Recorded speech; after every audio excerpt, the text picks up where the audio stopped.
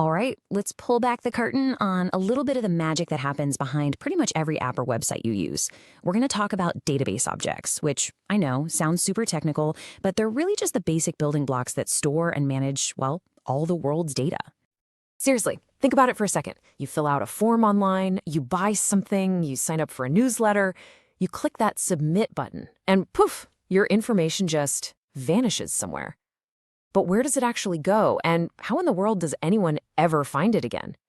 Well, that's the exact journey we're about to follow. You know, the easiest way to wrap your head around a database is to just picture a huge, perfectly organized library. It's not just a random pile of books, right? It's a complete system designed from the ground up to store information safely and help you find exactly what you're looking for instantly.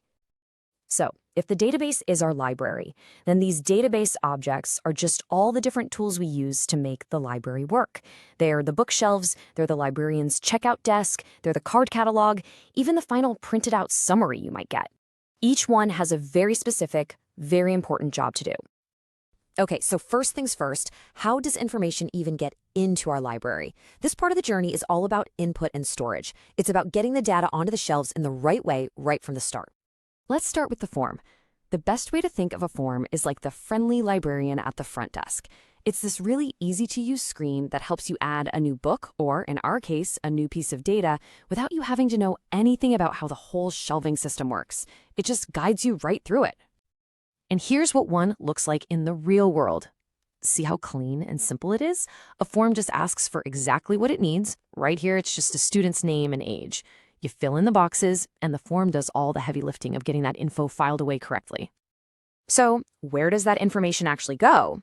It goes into something called a table. Now, the table, that's our library's set of bookshelves. This is where all the data is actually stored, and it's organized so neatly into rows and columns that every single piece of information has its own perfect little spot. And boom, here's where that data from our form landed, right inside the table. Just look at that beautiful structure. Each student gets their own row, and all their details, like their name and age, are organized into these neat columns. This perfect grid is the absolute key to being able to find anything we want later on.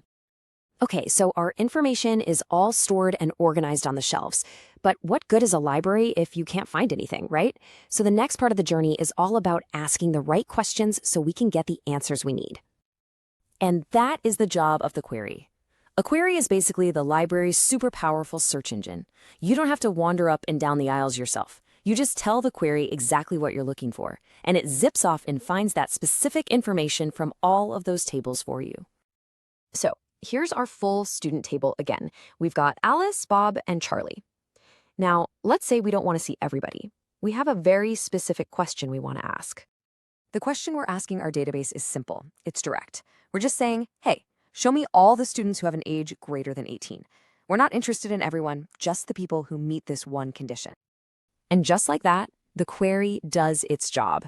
It instantly scans the entire table and gives us back only the results that match. So Bob, who's 17, is filtered out, and we're left with just Alice and Charlie. That right there is the magic of a query. Finding that needle in the haystack in a split second. Awesome. We've got our answer, but what if we need to share it with someone, maybe a boss or a colleague? That's where a report comes in. A report takes the data that our query found and just polishes it up, presenting it in a nice, formatted, easy-to-read summary. Think of it as the final professional document you can print out or email. And this brings up a really, really important difference between the two. Think of it like this. A query finds the answer. It gives you the live, raw data to play with. A report presents that answer in a clean, final, static format. So you use a query to analyze, and you use a report to communicate. All right, now for the grand finale. Let's put all these pieces together. We've seen all the individual tools, but the real power, the real magic, comes from seeing how they all work together in one complete cycle. And here it is, the complete data cycle. It all starts with input, using a simple form. That data is then stored in a nicely organized table. Whenever you need an answer, you ask a question with a query. And finally, you present your findings in a polished report. See? It's this seamless and incredibly powerful system. And really, that's the whole system in a nutshell. Forms, tables, queries, and reports. They aren't just technical jargon. They are the actual tools we use to turn all that raw information into meaningful answers. So the only question left is, now that you know the tools, what story is your data just waiting to tell?